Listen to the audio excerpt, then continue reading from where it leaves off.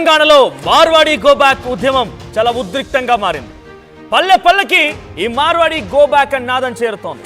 దాని నిదర్శనమే క్షేత్రస్థాయిలో కూడా వారు నిర్వహించేటువంటి వ్యాపారాల దగ్గర నుంచి ఏ వస్తువుని కొనకండి అని చెప్పి పెద్ద ఎత్తున ఇటు హైదరాబాద్ వేదికగా చాలా మంది కూడా మేధావులు లేకుంటే ప్రజా సంఘాల వాళ్ళు ఇతరత్ర వ్యక్తులందరూ కూడా రౌండ్ టేబుల్ సమావేశాలు పెట్టి నినాదాలు ఇవ్వడం ఒక ఎత్తు అయితే క్షేత్రస్థాయిలో కూడా ర్యాలీలు నిరసనలు కొనసాగుతూ ఉన్నాయి. ఇప్పటికే పెద్ద ఎత్తున ఈ నినాదం ప్రజల్లో వరకు చేరింది. సో ఎస్సీ కార్పొరేషన్ మాజీ చైర్మన్ పిడమర్తి రవి కూడా ఈ విషయాలపైన పెద్ద ఎత్తున ఒక నినాదాన్ని చాలా బలంగా తీసుకెళ్లే ప్రయత్నం చేస్తున్నారు. అటువైపు నుంచి తెలంగాణ శ్యామ్, పృథ్వీరాజ్ వీళ్ళందరూ కూడా చాలా తీవ్రంగా బలంగా ప్రజల్లోకి తీసుకెళ్లేందుకు ప్రయత్నం చేస్తున్నారు. సో మార్వాడుల నుంచి కాపాడడానికి కొత్త సంఘాన్ని కూడా ఏర్పాటు చేశారు. సో తెలంగాణ బచావో మూవ్మెంట్ సంఘాన్ని ప్రారంభించారు పిడమర్తి రవి. దళిత వ్యక్తి పైన మోండా మార్కెట్లో జరిగినటువంటి దాడిని అక్కడి నుంచి మొదలైనటువంటి ఈ గొడవ కాస్త తెలంగాణలో 2000 ఉంటే తాగి పండుకుంటానటువంటి ఒక మాట్లాడినటువంటి మార్వాడి జిగ్నేష్ దోషి వ్యాఖ్యల వరకు కూడా పెద్ద ఎత్తున ఇప్పుడు ప్రజల్లోకి బలంగా వెళ్ళాయి. సో తెలంగాణ వ్యాప్తంగా ఇప్పుడు ఈ యొక్క విషయాలపైన పెద్ద ఎత్తున ఆగ్రహ జ్వాలలు వెలగక్కుతున్నారు. సో తెలంగాణలో ఉంటూ బతుకుదెరువు కోసం వచ్చి ఇక్కడ తెలంగాణ సమాజాన్ని తెలంగాణ ప్రజల్ని అవమానిస్తారంటూ కూడా ఆగ్రహం వెలగక్కుతున్నారు. ఒకసారి ఆర్టీవీ డిబేట్లోనే ఆయన మాట్లాడిన మాటలు ఇప్పుడు చర్చనీయాంశంగా మారాయి. ఇంతకీ జిగ్నేష్ దోషి ఏం మాట్లాడారో చూద్దాం. ఇప్పుడు గుజరాతీ మార్వాడీలు పొద్దువాల 6 o'clock లేచి దుకాణం ఇస్తారు, 7 o'clock వరకు పూజ చేసుకొని కూర్చుంటారు. ఇక్కడ మనోళ్లకు 1000 రూపాయలు సంపాదించేది 2000 వస్తే తాగి వండుకుంటాడు.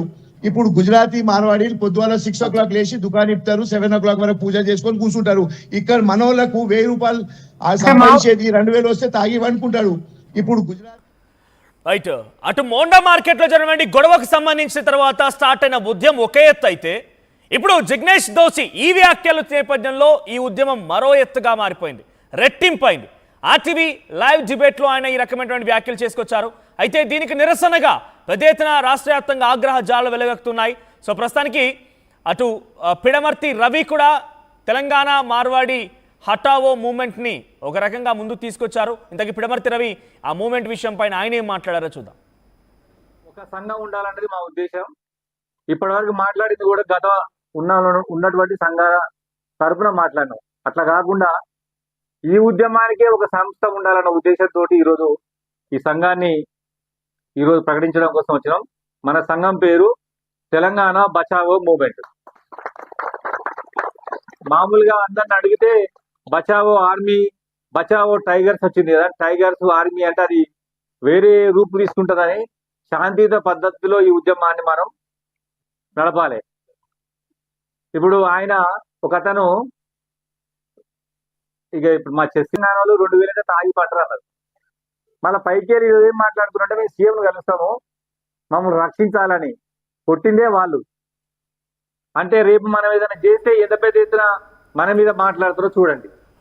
తెలంగాణ బచావో మూమెంట్ ఇది రాష్ట్ర వ్యాప్తంగా ముందుకు వెళ్ళాలి. శాంతియుత వాతావరణంలో తెలంగాణ వ్యాపారస్తుల్ని, తెలంగాణ కుల వృత్తులని, తెలంగాణ ఉపాధి అవకాశాలు మనం దక్కించుకోవాలి. ఇది మూమెంట్ ముందు తీసుకెళ్తున్నామంటారు పిడమర్తి రవి.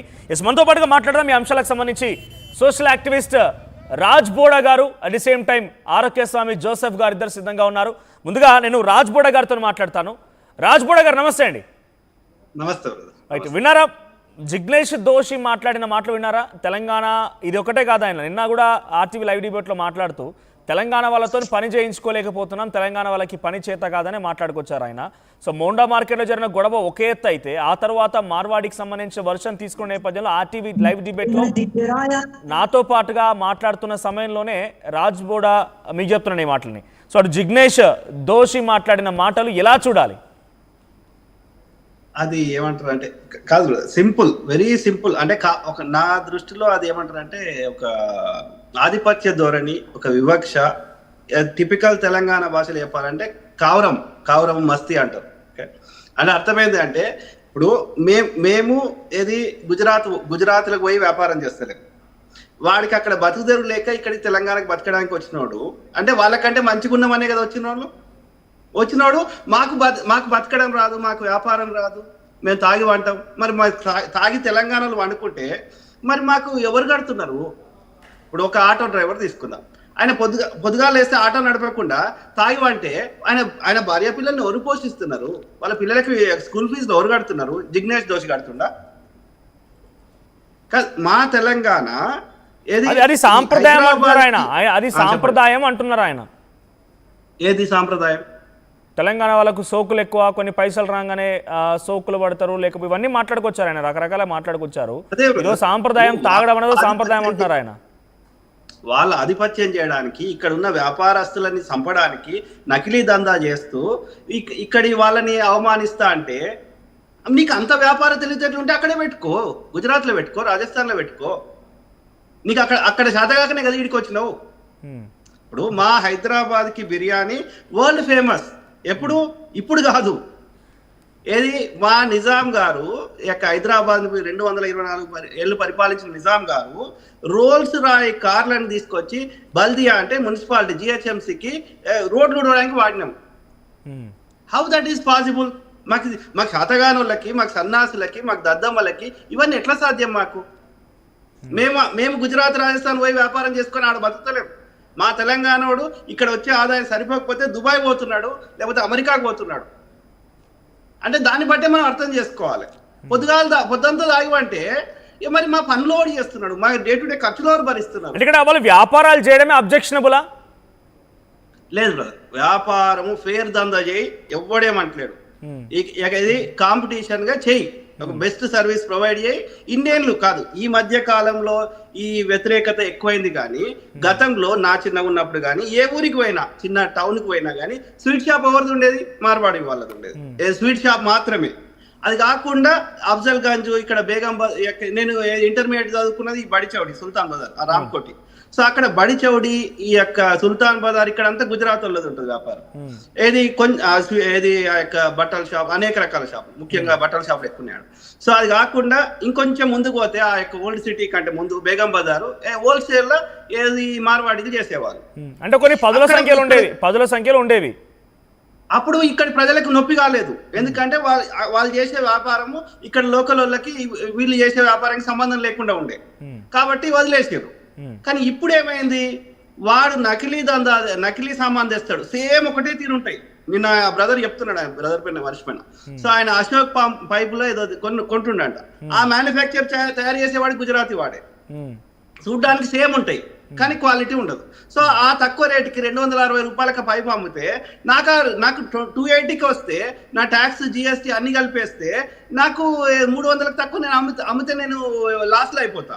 కాబట్టి నేను చేసేది నంబర్ 1 క్వాలిటీ ఉంది. సో ఆ క్వాలిటీ వాళ్ళు మెయింటైన్ చేస్తలేరు, కాబట్టి నేను ఆ రేట్కి ఇవ్వలేను. కస్టమర్ ఏమనుకుంటుండు? నేను ఎక్కువ లాభం తీసుకుంటున్నాను కస్టమర్ అనుకుంటుండు. అట్లా నా వ్యాపారాన్ని దెబ్బ కొడుతున్నాడు నకిలీ. ఇప్పుడు అంతెందుకు, నిన్న ఒక బ్రదర్ నిన్న ఇంటర్వ్యూ చేసిండు ఏదో ఛానల్లో. సో ఆయన గోకుల్ చాట్ లో ఏది క్యాషే తీసుకుంటారు. అట్లా నువ్వు గుజరాతీ మార్వాడల్లో ఈ షాపులు చూడండి, క్యాషే తీసుకుంటారు. ఎందుకు అంటే నువ్వు ట్యాక్స్ కట్టేది లేదు నీకు. సో ఒకసారి మీరు మంచి పాయింట్ రైట్ చేశారు. మీ చిన్నతనంలో మీరు ఇక్కడే ఉన్నారు కాబట్టి ఏ వ్యాపారాలు ఉండేవి వాళ్ళకి? ఏ వ్యాపారాల్లో వాళ్ళు ఎక్కువ అంటే యూనిక్ బిజినెస్ ఉండేది? మీరు అంటున్నట్టుగా స్వీట్ షాపులు, అంతకంటే ముందు స్వీట్ షాపులు పెద్దగా తెలంగాణ వాళ్ళు ఎంకరేజ్ చేయకపోతే తెలంగాణ వాళ్ళకి స్వీట్ షాపులు ఉండేది, కానీ మన ఇళ్లలోనే అప్పాలు ఇవన్నీ చేసుకునేది. కానీ ఈ స్వీట్ షాపులో వైపు వెళ్ళకపోతుండే, స్వీట్ షాపులు వచ్చినాయి. తర్వాత కొంత ఈ రాణిగంజ్, అఫ్జల్గంజ్ ఏరియా ప్రాంతంలో కొంత ఐరన్ మెటల్ ఇవన్నీ వచ్చినాయి. అది కూడా వాళ్ళు యూనిక్గా చేసిన బిజినెస్సే. సో ఇవన్నీ యూనిక్ బిజినెస్. వీటిల్లో మన వాళ్ళంతా అప్పుడు చూడలేదు. గ్రాస్ రూట్స్లో మన వాళ్ళు ఉండేది, వీళ్ళంతా కూడా పైన సేల్స్ వరకు ఉండేది. ఇంకా ఏ రకమైన బిజినెస్ ఉండేవి గతంలో? ఇవే బ్రదర్, హోల్సేల్, అది కూడా రిటైల్ కాదు, హోల్సేల్ చేసేవాళ్ళు. అందువల్ల మనకి ఆ నొప్పి అనిపించేది కాదు. ఇప్పుడు నా ఫ్రెండ్ కి ఏది దుబ్బాక అంటే సిద్దిపేట దగ్గరలో ఏది కిరాణ్ షాప్ ఉన్నది వైశ్యులు. సో ఈ అఫ్జల్ గంజ్ పోయి కొనుక్కొచ్చేటాడు ఆయన హోల్సేల్. కొనుక్కొచ్చి అక్కడనే అదేంది ఇది ఉంటది కదా మన అదే ఫేమస్ ఉండే అప్పట్లో ట్రావెల్స్. సో అందులో వేస్తే మళ్ళీ